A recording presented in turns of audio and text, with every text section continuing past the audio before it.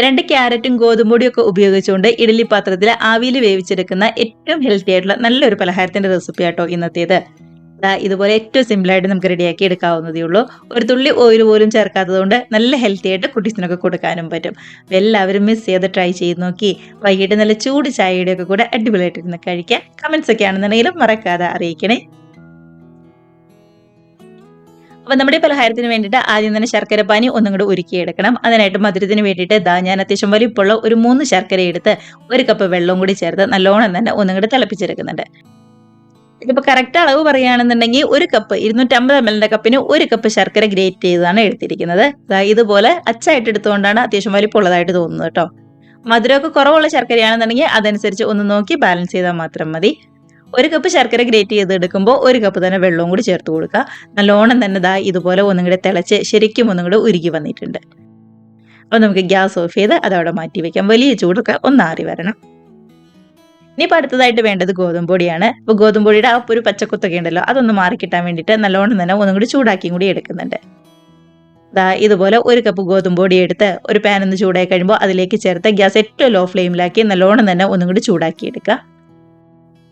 ഗോതമ്പൊടി തൊട്ട് നോക്കുമ്പോൾ തന്നെ അറിയാൻ പറ്റും നല്ലോണം തന്നെ ഒന്നും കൂടി ചൂടായിട്ടുണ്ടോന്ന്. അങ്ങനെയാണെന്നുണ്ടെങ്കിൽ ഗ്യാസ് ഓഫ് ചെയ്ത് അത് മറ്റൊരു പാത്രത്തിലേക്ക് നമുക്ക് മാറ്റി കൊടുക്കാം കേട്ടോ. ഗ്യാസിന്റെ ഫ്ലെയിം ഏറ്റവും ലോ ഫ്ലെയിമിൽ മാത്രം വെച്ചിരുന്നാൽ മതി. മീഡിയം ഫ്ലെയിമിലോ ഹൈ ഫ്ലെയിമിലോ വെക്കേണ്ടായേ. ഇനിയിപ്പോൾ അടുത്തതായിട്ട് ഒരു മീഡിയം വലിപ്പത്തിലുള്ള 2 ക്യാരറ്റ് ഇതേപോലെ തീരെ കനം കുറച്ച് ഗ്രേറ്റ് ചെയ്തതാണ്. 1 ടീസ്പൂൺ നെയ്യൊന്ന് ചൂടായിട്ട് വരുമ്പോൾ നമ്മുടെ ക്യാരറ്റും കൂടി ചേർത്ത് നന്നായിട്ട് തന്നെ ഒന്നും കൂടി ചൂടാക്കി എടുക്കുന്നുണ്ട്. മധുരത്തിന് വേണ്ടിയിട്ട് ഒരേ 1 ടേബിൾ സ്പൂൺ പഞ്ചസാരയും കൂടി ചേർത്ത് കൊടുക്കാവേ. പഞ്ചസാര ഒരുപാടൊന്നും വേണ്ട കേട്ടോ, ഒരു ടേബിൾ സ്പൂൺ മാത്രം മതി. അങ്ങനെ പഞ്ചസാരയും അതേപോലെ തന്നെ ക്യാരറ്റും ഒക്കെ നെയ്യിൽ കിടന്നുകൊണ്ട് നന്നായിട്ട് തന്നെ ഒന്നും കൂടി ചൂടായിട്ട് വന്നപ്പോൾ ഇതിനകത്തേക്ക് ഒരു 1/2 കപ്പ് തേങ്ങ ചെറിയതാണ് ചേർത്ത് കൊടുക്കുന്നത്. കൂടെ തന്നെ ഒരു 10-15 കാഷ്നട്ട് ചെറുതായിട്ട് ഒന്നുകൂടി കട്ട് ചെയ്ത് കൂടി ചേർത്ത് കൊടുക്കുക.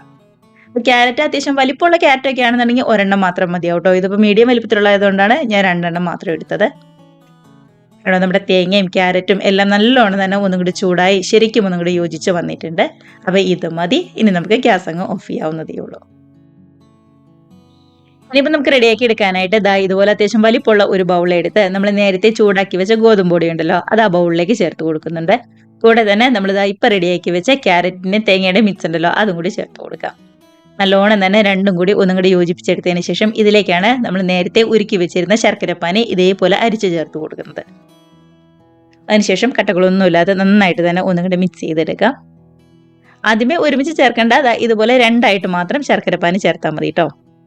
കട്ടകളൊന്നുമില്ലാതെ നന്നായിട്ട് തന്നെ ലൂസാക്കി ഈ ഒരു പരുവത്തിൽ ആക്കിയെടുക്കാം. കണ്ടോ, ഇത് മതി. ഇനിയിപ്പോൾ വെള്ളം കുറച്ച് കുറവാണെന്ന് തോന്നുകയാണെങ്കിൽ അല്ലെങ്കിൽ നല്ല കട്ടിയായിട്ടാണ് തോന്നുന്നതെങ്കിൽ ഒരു 2-3 ടേബിൾ സ്പൂൺ വെള്ളവും കൂടി ചേർത്ത് കൊടുക്കാം കേട്ടോ. അതിനൊന്നും കുഴപ്പമില്ല.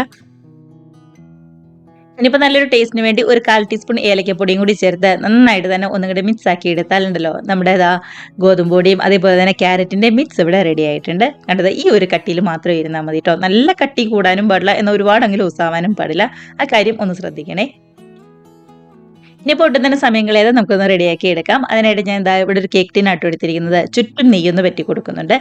സൈഡിലും താഴെയും ഒക്കെ ആയിട്ട് നെയ്യൊന്ന് പറ്റി കൊടുക്കുന്നുണ്ട് കേട്ടോ. ഇല്ലാന്നുണ്ടെങ്കിൽ അത്യാവശ്യം വലിപ്പമുള്ള പരന്ന ഒരു സ്റ്റീലിന്റെ പ്ലേറ്റ് എടുത്താലും മാത്രം മതിയാവും.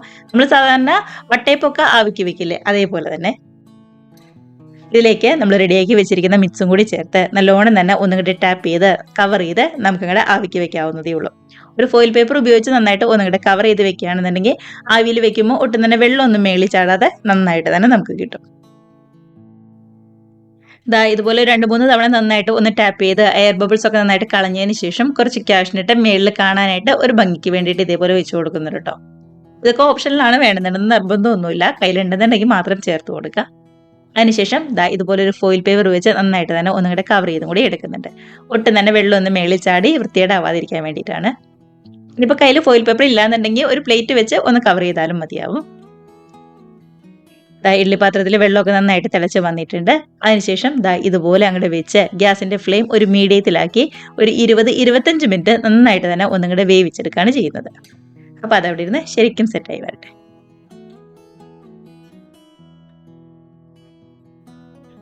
അങ്ങനെ ഒരു 25 മിനിറ്റിന് ശേഷം നമ്മളൊന്നും തുറന്ന് നോക്കാം കേട്ടോ. നല്ലോണം തന്നെ ഒന്നും കൂടെ റെഡി ആയിട്ട് വന്നിട്ടുണ്ട്.